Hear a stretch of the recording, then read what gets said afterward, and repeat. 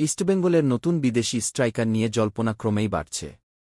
এবার লালহলুদের সঙ্গে জুড়ে গেল নাইজেরিয়ান সেন্টার ফরওয়ার্ড এনসুঙ্গুসি এফিয়ংয়ের নাম।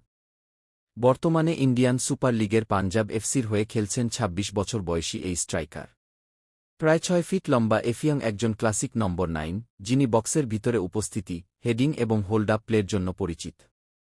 সূত্রের খবর, ইস্টবেঙ্গল তাদের আক্রমণভাগ আরও শক্তিশালী করতে একজন পাওয়ারফুল সেন্টার ফরওয়ার্ডের খোঁজ করছে।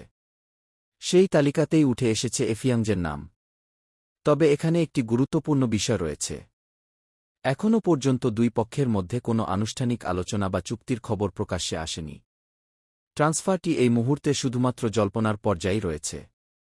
এফিয়ং গত মরশুমেও পাঞ্জাব এফসির আক্রমণের অন্যতম ভরসা ছিলেন।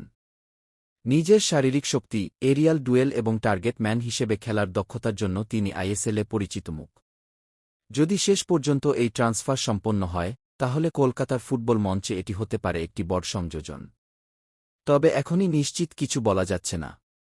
অফিসিয়াল ঘোষণা না আসা পর্যন্ত এই খবরকে ট্রান্সফার গুঞ্জন হিসেবেই দেখা উচিত। ইস্টবেঙ্গলের এই সম্ভাব্য ট্রান্সফার নিয়ে আপনার মতো কি? এফিয়ং কি লালহলুদের জার্সিতে সফল হবেন? অবশ্যই কমেন্ট করে জানান।